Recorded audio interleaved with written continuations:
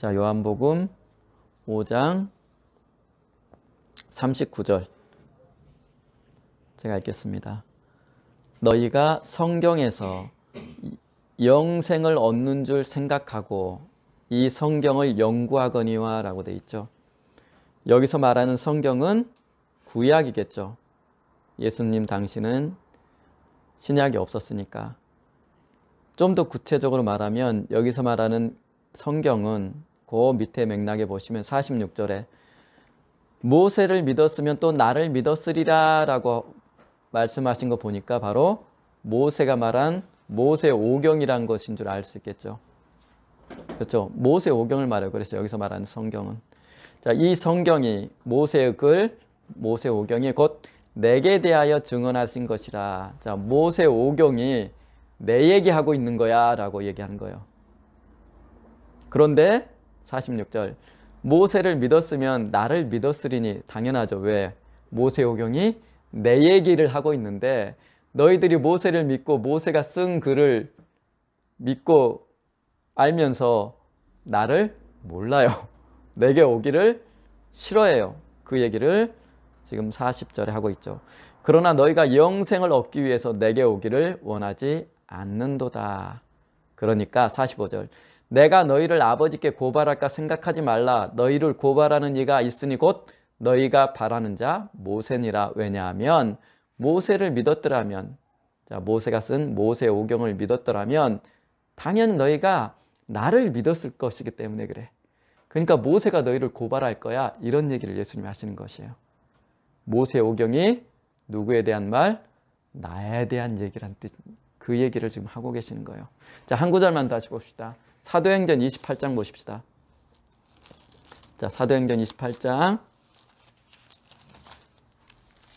사도행전의 마지막 장이죠. 사도행전 28장 23절입니다. 자, 어떤 맥락이냐면 바울이 로마에 가서 구금이 되죠. 16절부터 나오죠. 우리가 로마에 들어가니 바울에게는 자기를 지키는 한 군인과 함께 따로 있게 허락하더라. 일종의 가택연금을 당하여. 지금 그 상황이에요. 그 맥락에 이 말이 나와요. 자, 우리가 로마에 들어가니 16절 바울에게는 자기를 지키는 한 군인과 함께 따로 있게 허락하더라. 자, 연금 상태예요. 그런데 17절 사흘 후에 바울이 유대인 중 높은 사람들을 청하여 그들이 모인 후에, 그래서 이 맥락 쭉 보면 그들이란 말이 계속 나와요. 그러면 여기서 말한 그들은 유대인 중에 높은 사람들을 청하여, 연금 중에 그 사람들을 청해서 그들에게 지금 복음을 전하는 장면이에요. 그러니까 여기서 말한 그들은 유대인 중 높은 사람들. 자, 이렇게 이해하고 23절 보십시다. 그들이 날짜를 정하고, 이제 그들이 누군지 알겠죠. 날짜를 정하고 그가 유숙하는 집에 많이 오니, 자, 바울이 아침부터 저녁까지 강론하여, 자, 하루 종일 강론했대요. 무엇에 대해서? 하나님의 나라를 증언하고 예수님께서 정하신 복음, 그리고 그 복음의 내용이 하나님의 나라였죠. 하나님의 나라를 증언하고, 그리고 자, 이 부분이에요. 오늘 할 내용이 모세 율법과 모세 오경이겠죠. 선지자들의 말을 가지고 예수에 대해서 권하더라. 아까 예수님이 하신 말씀이 여기 반복되죠. 모세 율법과 아까 요한복음에 나왔죠. 선지자들의 말, 선지서들이겠죠. 이것을 가지고 누구에 대해서 얘기하냐면 예수에 대해서 권하더라, 설교하더라, 강론하더라 라는 얘기예요. 그래서 전 이 구절 보면서 되게 좀 고민을 많이 했던 게, 내가 과연 모세 오경을 가지고 예수님에 대해서 하루 종일 설명해낼 수 있을까? 모세 오경을 읽으면서 내가 예수를 깊이 생각할 수 있을까? 선지서를 통해서 우리가 인생의 교훈이 아니고 예수님에 대해서 내가 강론해낼 수 있을까라는 고민을 좀 많이 했어요. 그런데 사도는 하잖아요. 왜 이런 고민을 더 하냐면 많은 가르침과 강론과 설교를 들어도 모세 오경이라든지 선지서를 가지고 예수에 대해서 설교하는 것을 전 들어본 적이 없어요. 별로. 근데 바울은 지금 해내고 있거든요. 그만큼 유대 율법에 정통한 사람인 줄 알겠지만 거기서 예수와 관련성을 끄집어내서 하루 종일 설교했다라는 말은 차원이 다른 사람이란 뜻이겠죠. 우리와. 그런 고민을 참 많이 했어요. 자, 이 구절 읽으면서 어쨌든 모세 율법, 모세 오경이 그리고 선지서가 바로 예수에 대한 말이라는 것은 분명하다는 걸 알게 됐어요. 자, 이제 지난주 했던 거 잠깐만 떠올리면서 오늘 얘기해 봅시다. 자, 이미 우리가 지난주에 나왔죠. 하나님께서 가장 사랑하신 사랑의 대상이 예수 그리스도다라고 성경이 밝히고 있죠. 직접 성부 하나님께서 이는 내 사랑하는 아들이요 내 기뻐하는 자니 너희는 그의 말을 들으라 라고 마태복음 17장 5절에 말씀하시죠. 자, 똑같은 말씀이 마태복음 3장 17절에도 나오죠. 내가 사랑하는 이가 바로 내 아들 예수 그리스도다라는 말씀을 예수님께서 하고 계시는 거예요. 자, 성부 하나님이 직접 이렇게 증언하시죠. 그런데 이 똑같은 증언을 예수님 스스로도 얘기를 하셨죠. 예를 들어서 지혜 기독론이라고 이미 우리가 나눴던 잠언서에도 나오죠. 내가 그 곁에 창조자가 되어 날마다 그의 기뻐하시는 바가 되었다. 하나님의 기쁨의 대상이 바로 나야 라는 말이 구약에도 나와요. 그리고 요한복음에 보면 15장 17장 쭉 보면 아버지께서 나를 사랑하신다 라는 예수님의 직접적인 증언이 나와요. 자, 그래서 하나님의 사랑의 대상은 예수 그리스도예요. 그리고 그러니 당연히 하나님께서 천지를 창조하신 목적, 자, 골로새서 1장 16절에 나오죠. 그를 위하여, 바로 예수를 위하여 라고 되어 있죠. 이건 너무나 당연한 맥락이죠. 그리고 히브리서 2장 10절에도 나오죠. 만물이 그를 위하여 존재한다 라는 말이죠. 예수 바로 그분이 하나님의 사랑의 대상이기 때문에 천지창조의 목적도 자연스럽게 그분을 위해서 창조된 거라는 것을 이해할 수 있어요. 우리가 그분을 위해서 존재해요. 우리 인간도 고린도전서 8장 6절에 그를 위해서 존재해요. 우리의 존재 목적도 예수라는 뜻이에요.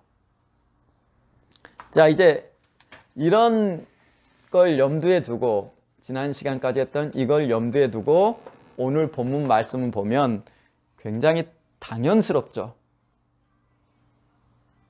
예수님께서 이미 요한복음 5장 39절에 너희가 이 성경, 바로 구약, 정확히는 모세가 쓴 글, 모세오경에서 나를 발견해야 된다. 왜냐하면 그가 나에 대해서 기록한 것이기 때문이라고 얘기를 해요. 자, 봅시다. 모세오경, 누구에 대해서? 모세오경의 주제가 예수 그리스도라는 얘기예요. 그리고 뭐라 그랬어요? 지금 사도행전의 선지서들, 누구에 대한 얘기예요? 예수에 대한 얘기예요. 그러면 그 위에 성경은 아닐까요? 시편은요? 자, 누가복음 한번 보십시다.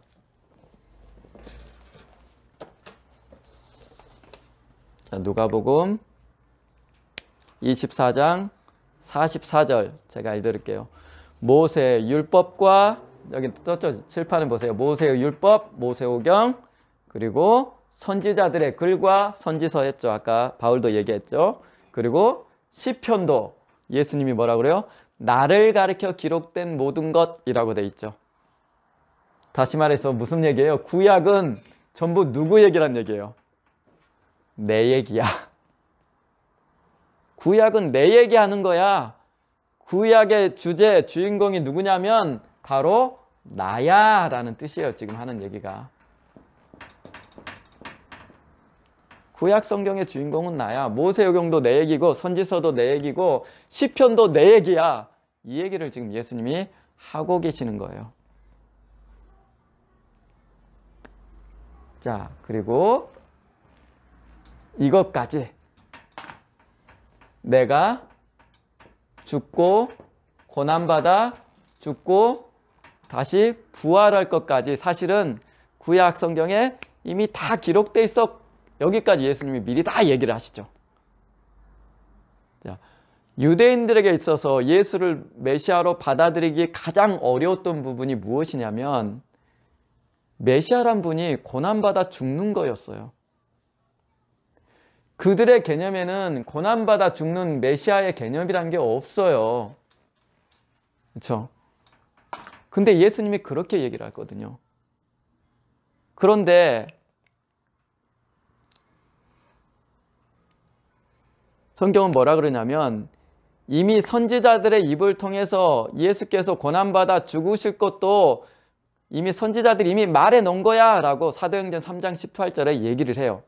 베드로도 똑같이 얘기를 해요. 베드로전서 1장 10절 보면 선지자들이 연구하고 부지런히 살펴서 자기 속에 계신 그리스도의 영이 그 받으실 고난과 영광에 대해서 이미 얘기했다라고 얘기해요. 선지자들이.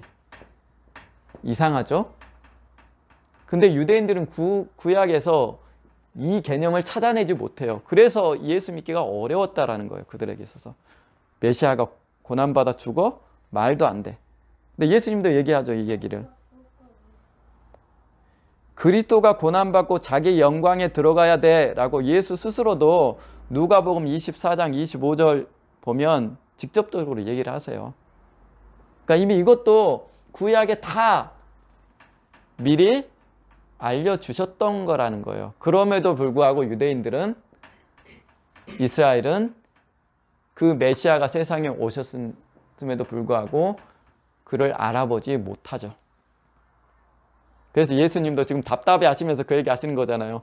야, 모세가 너희를 고발할 거야. 왜? 모세오경이 내 얘기하는 거거든.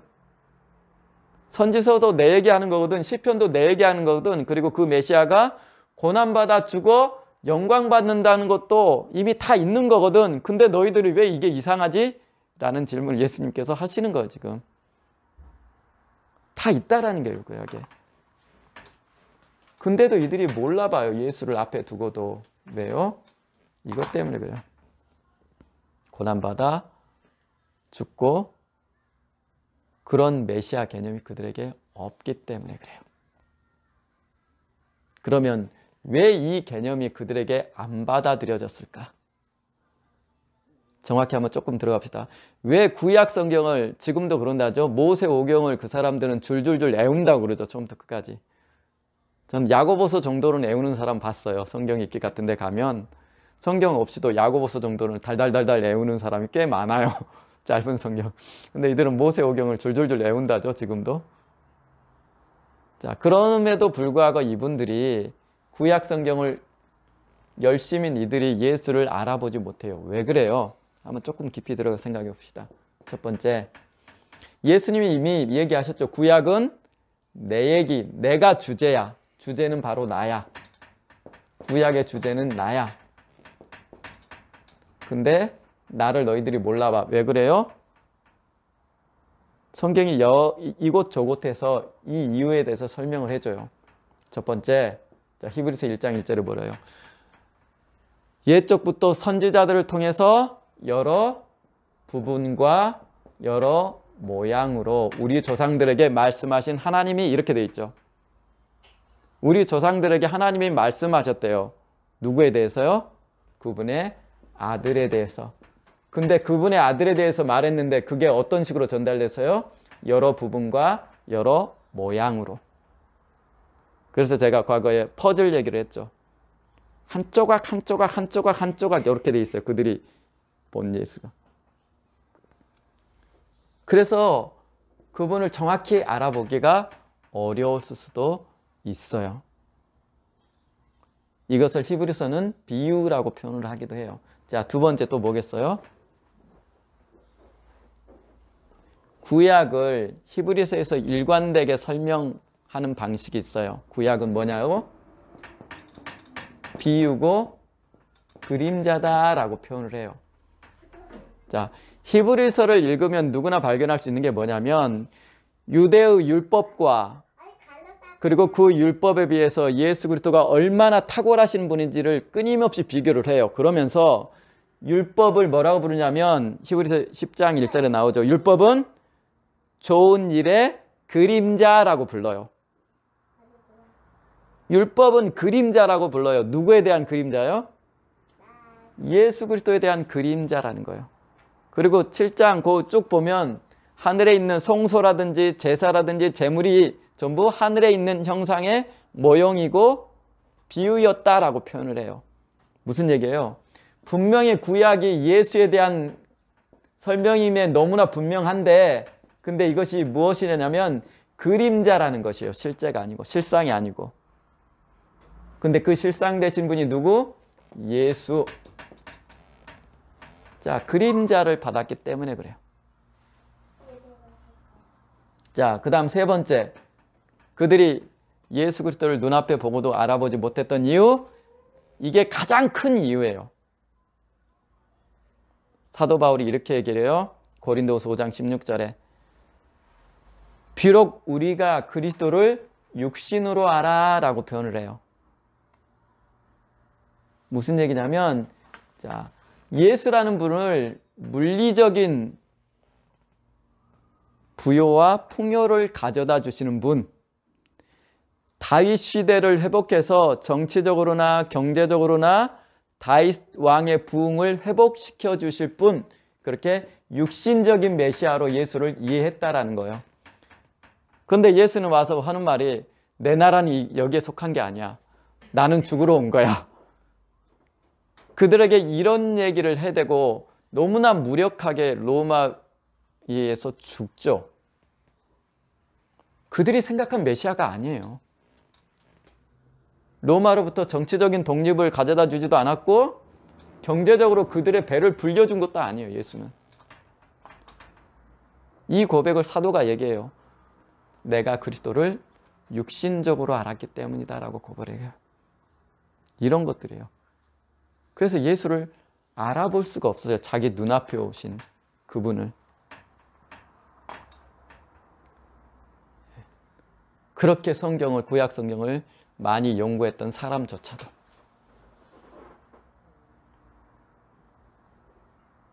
자, 그럼에도 불구하고 중요한 건 예수님께서 구약을 뭐라고 표현해요? 내 얘기다. 내가 주인공이다. 뭐 신약은 말 안 해도 알죠. 예수님이 오셨고 그분이 가르쳤고 그분의 가르침과 행적, 그리고 그분을 전파하는 예수의 제자들의 행적. 그러니까 신약은 당연히 예수 실제로 오셔서 자기에 대한 얘기를 하신 건데 구약 자체도 그랬다라는 거예요. 그런데 이것은 그림자, 비유로서 구약은 있었다라는 얘기를 하는 것이에요. 그러면 성경이 굉장히 단순해지죠. 이 성경이 내게 대해서 증언하신 거라는 얘기는 무슨 얘기냐면 결국 신구약 이렇게 보면 성경 자체의 주인공, 신구약을 막론하고 성경의 주제, 그리고 주인공은 예수, 이 한마디로 표현된다는 거예요. 이걸 풀어서 말하면 구약은 예수님에 대한 그림자, 비유, 모형으로 먼저 있었고 신약은 그림자를 만들어냈던 실상이신 그분에 대한 이야기. 이렇게 되는 거죠. 그래서 히브리서 12장 1절에 이렇게 됐죠. 우리에게는, 자, 히브리서 12장 1절 보십시다. 자, 히브리서 12장. 자, 히브리서가 이런 의미에서 큰 의미가 있어요. 보세요. 그러므로란 뜻이에요. 그러니까 히브리서 11장에 있는 수많은 믿음의 선친들이 지금 나열됐는데 이 얘기를 내가 왜 하냐면 12장 1절 그러므로 이 말 하려고 내가 그 사람들을 쭉 나열했던 거야 하면서 이 얘기를 하는 거예요. 그러므로 우리에게 구름같이 둘러싼 허다한 증인들이 있다. 허다한 증인들이 누구예요? 히브리서 11장에 얘기했던 이 증인들이에요. 아벨, 에녹, 노아, 아브라함, 이삭, 야곱, 요셉, 그리고 모세. 이 사람들, 뭐 기드온, 바락, 삼손, 입다, 다윗, 사무엘, 선지자 일을 말하려면 내가 시간이 부족하다라고 11장 32절에 얘기하죠. 구약의 믿음의 인문들, 그 모든 사람들을 지금 뭐라고 말하냐면 허다한 증인들이라고 얘기해요. 누구에 대한?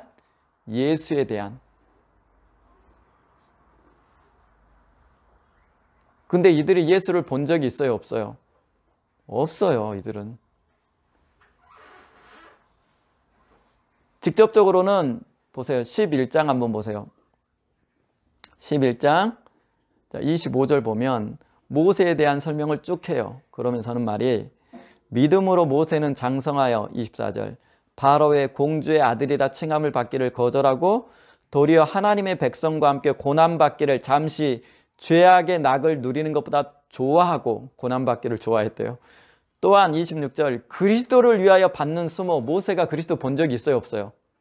없어요. 그런데도 불구하고 모세가 그리스도를 직접 언급하고 있죠. 지금 11장에. 그리스도를 위하여 받는 수모라고 표현을 했어요. 를 애굽의 모든 보화보다 더 큰 재물로 여겼으니 이는 상주심을 바라봄이라 라고 얘기를 해요.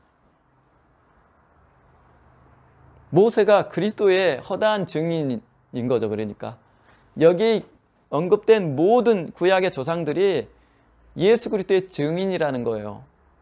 어떤 형식으로? 그림자, 모형, 비유를 붙든 그리스도의 증인들. 그러면서 하는 말이에요. 자, 39절 한번 보세요. 11장. 이 사람들은 다 믿음으로 말미암아 증거를 받았을 때 약속된 것을 받지 못했다. 그럼 약속이 뭐예요? 여기서 말하는 약속은? 증거는 받았지만 약속은 못 받았대요. 무슨 얘기예요? 여기서 말하는 약속은 예수라는 실상은 직접 받아본 적이 없어요. 그렇죠? 자, 11장 13절 보세요. 똑같은 얘기예요. 이 사람들은 다 믿음을 따라 죽었으며 약속을 받지 못하였을 때 그것들을 멀리서 보고 환영했어요. 그럼 약속이 뭔지 알겠죠? 그렇죠? 예수 그리스도예요. 이 먼 훗날 오실 예수 그리스도를 구약 사람들이 멀리서 보고 저 훗날 그분이 오실 거야 라는 그 증거만을 가지고 살았다라는 거예요. 그림자만을 붙들고도. 그리고 그 약속이 오실 것을 확신한 근거가 뭐냐면 이들이 경험한 하나님에 대한 간증. 그죠? 홍해가 갈라졌어요. 그거 누가 하신 거예요? 하나님이 하신 거죠. 그 간증을 통해서 아, 먼 훗날 약속이 오시는구나 라는 것을 그것의 증거였다라는 거예요. 그런 것들이. 일종의 그들이 하나님 만난 간증들이 쭉 실렸는데 그것들이 증거이고 먼 훗날 오실 약속이란 분이 실상이신 분이 오실 것이라는 증거들이 그들이 경험한 하나님에 대한 간증이라는 것이 지금 히브리서 11장에 쭉 기술되어 있어요. 자, 그러면 이해가 되시죠? 구약은 먼 훗날 오실 예수 그리스도에 대한 그림자, 그리고 구약 사람들은 그 그림자만 붙들고도 구차히 살려고 하지 않았고 조롱과 채찍질과 결박과 옥에 갇히는 시련도 36절에 나오죠. 견뎠고 37절 돌로 치는 것과 톱으로 켜는 것과 시험과 칼로 죽임을 당하고 양과 염소의 가죽을 입고 유리하며 궁핍과 환난과 학대를 받았. 이런 사람은 세상에 감당하지 못하겠노라. 이런 얘기 쭉 하죠. 이 그림자만을 붙들고도 이 약속만을 붙들고도 그들이 그렇게 신앙했다. 그러니 12장 1절 쭉 나오죠. 너희도 얽매이기 쉬운 죄를 벗어버리고 이런 허다한 증인들이 있으니 모든 무거움과 얽매이기 쉬운 죄를 벗어버리고 인내로서 우리 앞에 당한 경주를 하며 뭘 바라보고 믿음의 주요 온전케 하신 예수를 바라보고 너희는 약속을 받았지 않느냐. 하물며 얘네들은 그림자만 붙들고도 증거만은 붙들고도 이렇게 신앙했는데 너희는 하물며 이런 얘기를 하고 싶어 하는 거예요. 지금 히브리서 기자가. 그러면서 알 수 있는 게 뭐예요? 오늘 구약은 예수 그리스도에 대한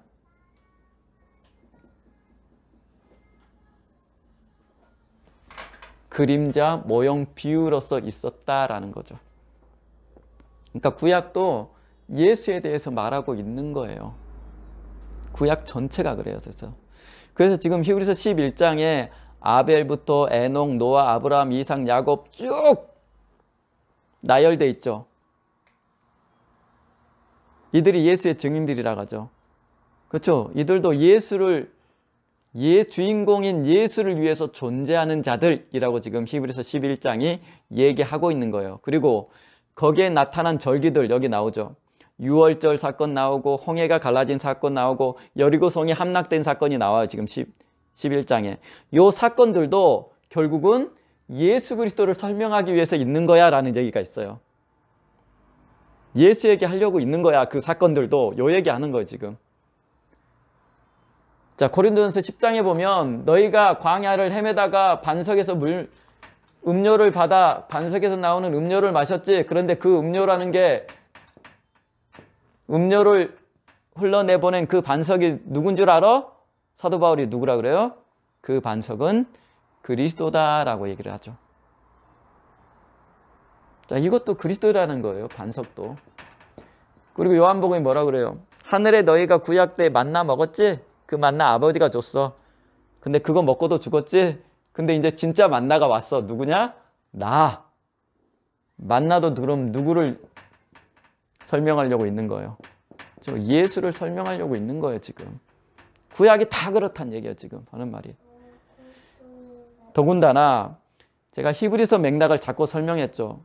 율법과 예수 그리스도를 끊임없이 대조하면서 율법에 대해서 예수가 얼마나 탁월하시는 분인지 설명하는 게 히브리서거든요. 자, 거기에서 구약의 율법 그리고 그 안에 있는 제사, 제사장, 제물 이것을 뭐라고 표현해요? 히브리서 10장 2절에 온전한 것의 그림자, 좋은 것의 그림자. 그럼 율법 그리고 제사, 제사장 이 모든 게 누구 때문에 존재하는 거예요? 예수 때문에 존재하는 거예요. 예수 가르쳐 주려고. 자, 갈라디아서 4장 2절에 보면 아브라함이 아이를 못 낳자 원래 본부인 사라에게서 못 낳자 하갈의 종을 취하죠. 사라의 몸종인 하갈을 취해서 아들을 낳아요. 그래서 아브라함의 두 아들을 사도가 설명하는 장면에서 하나는 자유한 자의 아들, 하나는 종의 아들 하면서 두 아들을 비교하는 장면이 나와요. 그러면서 하는 말이 있어요. 뭐라고 얘기하냐면 이것은 비유다라는 거예요. 율법과 복음의 비유라는 것이에요. 이것도 이해되시죠? 진리로서 태어난 진리로서 출생한 예수 믿어 진리로서 자유한 자유자의 아들인 바로 너희와 율법 아래 있었던 종과 비유하기 위해서 아브라함의 두 아들이 미리 배치되어 있었던 거라고 갈라디아서 4장에 아브라함이 얘기하죠. 조금 이해되시죠? 자, 구약은 그러니까 그냥 그림자로서 장래 오실 예수에 대한 그림자로서 미리 있었던 거예요. 소개하려고. 그 얘기를 히브리서 다 끊임없이 하고 있고 요한복음도 하고 있고 갈라디아서도 하고 있고 그 얘기를 계속해요. 그러면 구약은 한마디로 어떻게 표현해요? 세례 요한, 세례자 요한의 말을 빌리면 세례 요한이 사역하면서 하는 말이 있죠. 나는 광야에 외치는 자의 소리다, 나팔이다 라는 얘기를 하죠. 자, 나는 광야에 외치는 자의 소리라 하면서 뭐라 그러냐면 주의 길을 준비하라, 그가 오실 길을 곧게 하라 하면서 너희는 이라고 얘기를 하거든요. 자, 이스라엘아 들으라, 너희는 주의 길을 준비해라, 그가 오실 길을 곧게 하라. 누구랑? 나랑. 내가 하는 일이 너희한테 그분 오실 길을 준비하는 자야 라는 얘기를 하는 거예요. 자, 이게 세례 요한의 증언이죠. 그럼 구약은 어떤 의미예요? 그림자하고 비유란 얘기는 이때 AD 1년, 자, 요때 신구약의 중심에 예수님이 오시죠. 요것을 준비하는 과정으로 존재하는 게 구약이란 뜻이에요. 너희가 나와 함께 해야 될 일이 뭐냐면 주님 오실 길을 준비하는 거야. 그가 오실 길을 곧게 하는 거야. 왕이신 분이 오실 거기 때문에 양탄자 한번 쫙 깔고 길 청소하고 자, 언덕이 있으면 평평하게 다져놓고 그것을 하기 위해서 있었던 것이 너와 나고 구약의 역사야란 말을 세례 요한이 딱 한마디로 요약을 해요. 주의 오실 길을 준비하라. 근데 그분은 사람으로 오실 건데 그분은 누구예요? 요한복음 예수님 뭐라고? 요한복음 18장에 빌라도가 물어보죠. 네가 왕이냐? 그랬더니 예수님 뭐라 그래요? 그래 나 왕이다. 그래서 어떤 왕이요? 사람으로 오실 만왕의 왕.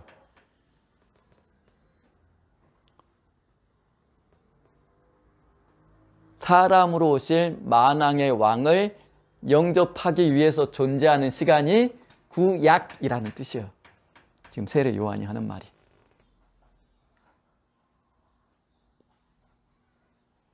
이해되시죠?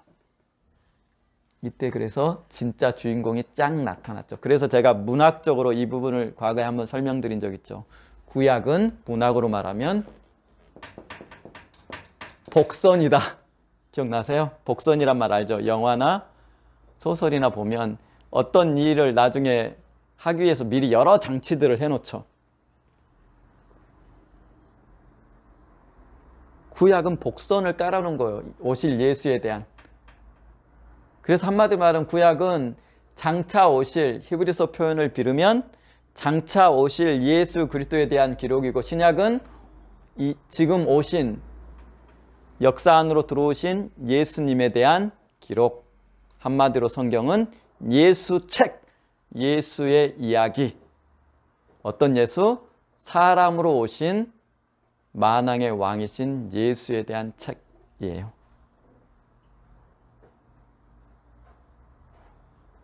조금 이해되시죠?까지. 성경의 주제는 예수예요. 그래서 사도 바울은 아주 여기에 충실해서 아까 사도행전 봤죠. 28장 23절을 보면 연금 상태의 예수를 설명하는데 뭘 갖고 설명하냐면 구약 모세오경을 통해서 예수님에 대해서 설명하는 거예요. 그가. 저는 아직 그럴 능력이 안 돼요. 선지서를 가지고 예수님에 대해서 설명하고 있어요. 사도 바울이. 이 말은 무슨 얘기냐면 저와 같은, 그리고 여러분도 구약의 모세오경 그리고 선지서 시편을 가지고 예수님에 대해서 말할 수 있어야 된다는 얘기예요. 그럴 목적으로 존재하는 게 모세오경이고 선지서고 시편이란 뜻이에요. 그러니까 저와 저 같은 사람과 이미 차원이 다른 사람인 것 같아요. 사도 바울은. 어떻게 이게 가능했을까라는 생각을 그 구절을 읽으면서 저는 많이 했어요. 저라면 어떻게 했을까라는 생각을 많이 했겠죠.